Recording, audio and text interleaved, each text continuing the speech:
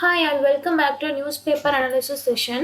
இன்னைக்கு நம்ம வந்துட்டு டிசம்பர் 14th இம்பார்ட்டன்ட் நியூஸ் பார்க்கலாம். ஃபர்ஸ்ட் நியூஸ் பாருங்க, COP28 calls for transition away from fossil fuels. So COP28 meeting வந்து துபாயில் போய்கிட்டு இருக்கு. ஸோ அதில் அவங்க என்ன சொல்லியிருக்கிறாங்கன்னா, ஃபாசில் ஃபியூல்ஸ்ல இருந்து என்ன பண்ணணும், நம்ம வந்து டிரான்சிஷன் எடுத்து ஆகணும் அப்படின்னு சொல்லி கொடுத்துருக்காங்க. ஓகேவா? ஸோ எமிஷன்ஸ் எவ்வளோ போகுது அப்படிங்கிறதையும் நம்ம என்ன பண்ணணும், ஒரு பார்வை வச்சுக்கணும். ஸோ எந்த மாதிரியான நம்ம வந்து ஒரு டிட்டர்மினேஷனோட நம்ம போய்கிட்டு இருக்கோம். ஸோ 1.5 டிகிரி செல்சியஸ் நம்ம அச்சீவ் பண்ணணும் அப்படின்னா எந்த மாதிரியான விஷயங்களெல்லாம் நம்ம கான்சென்ட்ரேட் பண்ணணும், ஸோ அதுக்கெல்லாம் நம்ம எப்படி வந்து ஃபோக்கஸ் பண்ணணும் அப்படின்னு சொல்லி என்ன பண்ணுறாங்க, இந்த ஒரு பர்டிகுலர் பேஜில் வந்து கொடுத்துருக்காங்க.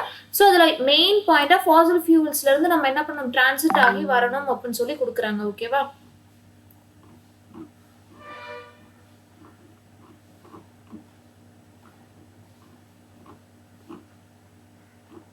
ஸோ எடிட்டோரியல் அப்படின்னு சொல்லி பார்த்தா, first editorial fully political news. ஓகேவா?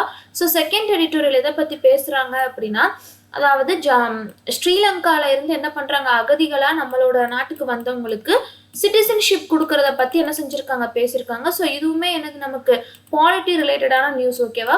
ஸோ ரெஃப்யூஜிஸை நம்மளோட கண்ட்ரிக்கு உள்ளே வர்றவங்க வந்து பர்டிகுலர் டேக்குள்ளே வந்திருந்தாங்க அப்படின்னா அவங்களுக்கு சிட்டிசன்ஷிப் கொடுக்கலாம், இல்லை அப்படின்னா அவங்க ரெஃப்யூஜி ஸ்டேட்டஸில் தான் வச்சிருக்கணும் அப்படிங்கிற மாதிரியான ஒரு நியூஸ் இருக்குது. ஸோ அதை பேஸ் பண்ண ஒரு எடிட்டோரியல் தான் இது. ஓகேவா? So this editorial is based on the case verdict which was passed by the Supreme Court. ஓகேவா? ஸோ மெட்ராஸ் ஹைகோர்ட் வந்து ஒரு பர்டிகுலர் வேர்டிக்டை வந்து பாஸ் பண்ணியிருக்காங்க. ஸோ அதை பேஸ் பண்ண ஒரு அனலைஸ் பண்ண ஒரு எடிட்டோரியலாக தான் இந்த ஒரு பர்டிகுலர் பேசேஜ் வந்து இருக்குது.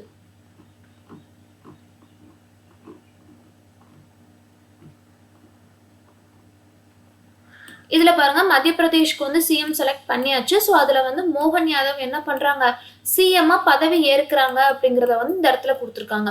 ஸோ இதில் நம்ம இம்பார்ட்டண்ட்டாக தெரிஞ்சுக்க வேண்டியது, who is the new chief minister of Madhya Pradesh, it's மோகன் யாதவ். அதுக்கடுத்து பாருங்க, நாளைக்கு வந்து ராஜஸ்தான் சிஎம்மா யார் பதவி ஏற்க போறாங்க அப்படின்னா பஜன்லால் அப்படிங்கிறவங்க வந்து பதவி ஏற்க போறாங்க.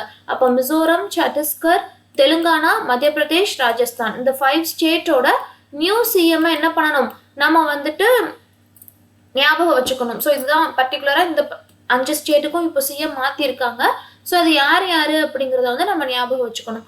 ஸோ 4th சத்தீஸ்கர் சிஎம்ஐ யார் வந்து பதவி ஏற்காங்க, விஷ்ணு தியோசாய் வந்து ஏற்றிருக்காங்க அப்படிங்கிறத வந்து நம்ம தெரிஞ்சுக்கணும். ஓகேவா?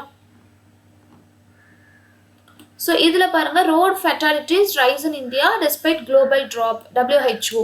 அதாவது வேர்ல்டு ஹெல்த் ஆர்கனைசேஷன் என்ன சொல்றாங்க அப்படின்னா, அவங்களோட ரிப்போர்ட்ல குளோபலாக ரோடு ஃபெட்டாலிட்டிஸ் வந்து கம்மி ஆனாலும் கூட இந்தியாவில் வந்து என்ன ஆகுது, ரோடு ஆக்சிடென்ட்ல இறக்குறவங்களோட எண்ணிக்கை அதிகமாகுது அப்படின்னு சொல்லி அவங்க ரிப்போர்ட்ல கொடுத்துருக்காங்க. இதில் பாருங்க, centre revives plan to simplify GST rates. So GST கொண்டு வந்ததோட மெயின் மோட்டோவே என்ன இருக்கணும், நமக்கு சிம்பிளிஃபைடு டேக்ஸ் ரேட் வந்து இருக்கணும் அப்படிங்கிறதுக்காக தான். ஸோ அதை வந்து GST ரேட்டையே சிம்பிளிஃபை பண்ணுறதுக்காக என்ன பண்ணுறாங்க, நம்மளோட சென்டர் வந்து பிளான்ஸை வந்து ரிவைவ் பண்ணுறாங்க அப்படிங்கிறத நம்ம இந்த இடத்துல தெரிஞ்சுக்கலாம்.